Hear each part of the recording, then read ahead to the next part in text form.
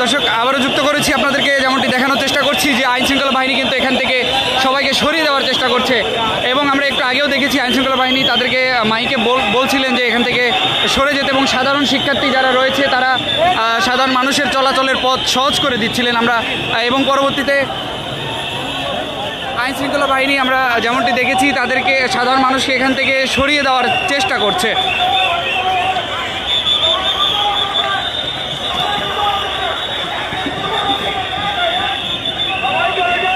এবং এই কলেজে যারা শিক্ষার্থী রয়েছে শিক্ষার্থীরাও এখানে যেমনটি আমরা লক্ষ্য করেছি যে সাধারণ মানুষের চলাচলের জন্য রাস্তা থেকে যারা এমনিতেই এসে উৎসুক জনতা দেখার চেষ্টা করছে মূলত তাদেরকে এখান থেকে সরিয়ে দেওয়ার চেষ্টা করছিলেন। এবং তারা না সরলে এক প্রকারে যে আইনশৃঙ্খলা বাহিনী এখন তাদেরকে এখান থেকে সরিয়ে দেওয়ার চেষ্টা চালিয়ে যাচ্ছে। আমরা আপনাদেরকে জানিয়ে রাখি যে গতকালকের যে ঘটনা, বিমান বিধ্বস্ত হয়ে শিশু শিক্ষার্থীরা নিহত এবং আহত হয়েছেন, সেটিকে কেন্দ্র করে কিন্তু ব্যাপক সমালোচনার চেষ্টা হয়েছে, আলোচনার তুঙ্গে উঠেছে। এবং পরবর্তীতে আজকে কিন্তু আমরা যেমনটি দেখেছি যে সেই ঘটনাস্থল পরিদর্শনে এসেছিলেন আইন উপদেষ্টা এবং তার সঙ্গে দুজন প্রেস সচিব ছিলেন। তাদেরকে কিন্তু বেশ কিছুক্ষণ অবরুদ্ধ করে রাখা হয় এবং পরবর্তীতে তাদেরকে শিক্ষার্থীদের সঙ্গে তারা কথা বলতে আসলে এক প্রকার তোপের মুখে পড়ে। এবং আপনাদেরকে দেখানোর চেষ্টা করব আইনশৃঙ্খলা বাহিনী এখন পর্যন্ত এখান থেকে সাধারণ মানুষকে সরিয়ে দেওয়ার চেষ্টা করছেন, যেন কোনো প্রকার অরাজকতা এবং কোনো ধরনের বিশৃঙ্খলা যেন না ঘটে।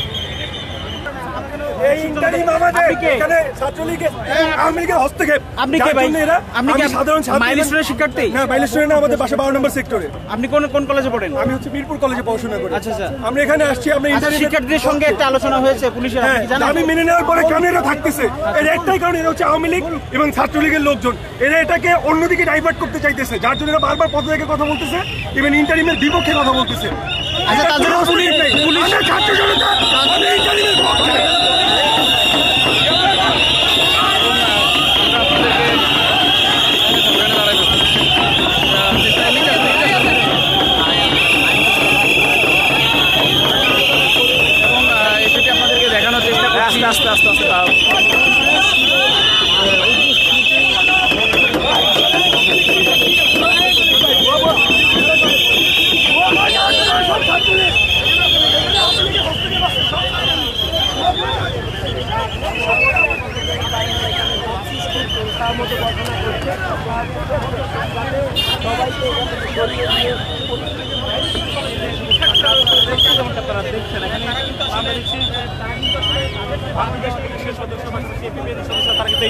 উৎসুক জনতা, এই সকল উৎসুক জনতা তারা সরানোর জন্য চেষ্টা করে যাচ্ছেন।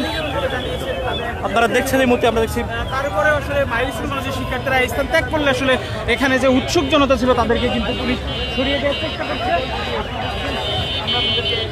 দর্শক আপনাদেরকে আবারও জানিয়ে রাখি যে গতকাল মাইলস্টোন যেই স্কুল অ্যান্ড কলেজ রয়েছে সেখানে কিন্তু একটা বিমান বিধ্বস্ত হয় এবং এই বিমান বিধ্বস্ত হওয়ার পরে সারা দেশে কিন্তু মানুষের মনে শোক এবং একটি দুঃখ প্রকাশ কাজ করে। এবং পরবর্তীতে আজকে কিন্তু সকালে ঘটনাস্থল পরিদর্শনে আইন উপদেষ্টা ডক্টর আসিফ নজরুল তিনি এসেছিলেন এবং তার সঙ্গে দুজন প্রেস সচিব ছিলেন।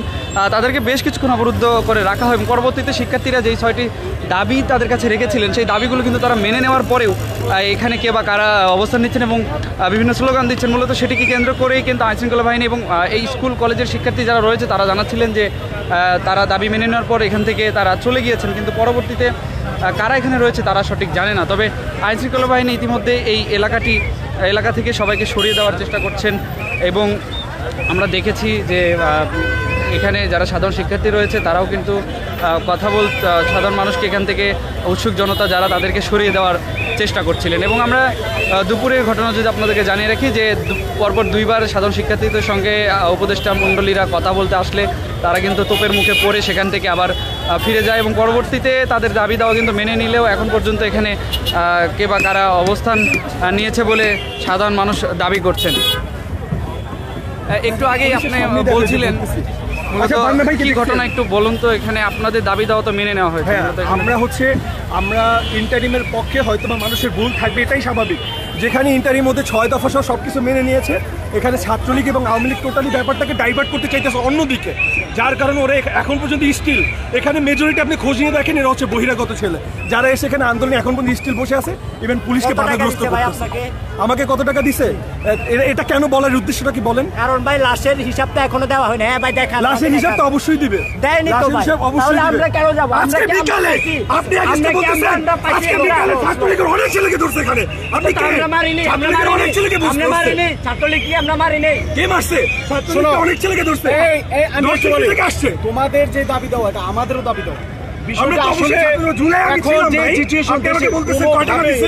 ভিন্ন খাতে প্রবাহিত হতে দেওয়া যাবে না। ভিন্ন হাতে আমরা প্রবাহিত কিন্তু হচ্ছে না ভাই। আপনি ডেপুটি স্টুডেন্ট বাট স্টিল আমার মনে হচ্ছে আপনিও ছাত্রলীগ। আন্দোলনটা তোমরা আমার মনে করতেছো হচ্ছে। স্বাভাবিক, কিন্তু প্রমাণ এখানে কি বলেন আমাকে? তোমাদের ভিতরে কিছু ছেলে পেলে ছাত্রলীগ যুবলীগের সন্ত্রাসীরা ঢুকে এই আন্দোলনকে ভিন্ন দিকে প্রবাহিত করতেছে। আমরা তাদেরকে উনি আমাকে এসে বলতেছেন কয় টাকা খাইছি? কোনোভাবে আপনি কেন বললেন আমাকে? কোনোভাবে ভাই 19টা মরছে 19টা ভাই, এটা তো সব না, 19টা তো অবশ্যই মরে গেছে, অনেক মারা গেছে। আমরা জানি অনেক মারা গেছে। আপনার পেজ থেকে কি আপনি 19টা দেন না? Yes or no? That's it. এই বিষয়ে আমরা কোনো ধরনের মন্তব্য বিষয়ে এখনো কোনো করি না। মন্তব্য করি এখন না। এই ইনফরমেশন আমাদের কাছে অবশ্যই নাই। একজ্যাক্ট ইনফরমেশন কালকে সারাদিন সবাই হয়েছে। ভাই সবাই ইনফরমেশন দিচ্ছে 19 থেকে 25 জন না না 25 জন দেয়নি ভাই। অনেক বেশি, অবশ্যই দিয়েছে এটা ভাই। অনেক বেশি, অবশ্যই মারা গেছে দিয়েছে। অনেক বেশি। সবাই আমি দিয়েছে, তাহলে তারা কোন মুখে এসে ছয় দফা তো মেনে নিয়েছে আপনাদেরকে ভাই, জিজ্ঞেস করে ভাই। 6 দফার মধ্যে তো এই ঘটনা ছিল যে সঠিক তথ্য দিতে হবে, তো সেটা তো সরকার মেনে নিয়েছে। একদিন ঘটনা হয়েছে, এটা তো অবশ্যই 2 একদিন সময় লাগবে, সরকার জানবে অবশ্যই সময় সঠিক নেবে। তথ্য দিবে, কিন্তু সরকার কোনোভাবে অবশ্যই ছাত্র জনতার পক্ষে। ছাত্রলীগ যুবলীগকে আমরা সহ্য করবো না। তোমাদের আন্দোলন আমরা সব ঠিক ছাত্রলীগ আছে, যুবলীগের against এ ভাই। তোমাদের আন্দোলন চলবে, আমরাও তোমাদের আন্দোলনের সাথে আছি, কিন্তু আমরা সবসময় ultimately আপনাদের সাথে ভাই। ছাত্রলীগ যুবলীগ কোনো সন্ত্রাসীকে আমরা সহ্য করবো না। এটা হচ্ছে স্পষ্ট কথা। তোমাদের আন্দোলনকে পুঁজি করে এখানে ছাত্রলীগ কেউ যুবলীগের আন্দোলন- এর কোনো ইয়ে আসে না কো? ছাত্র নিজে পোস্ট করছে যে আমরা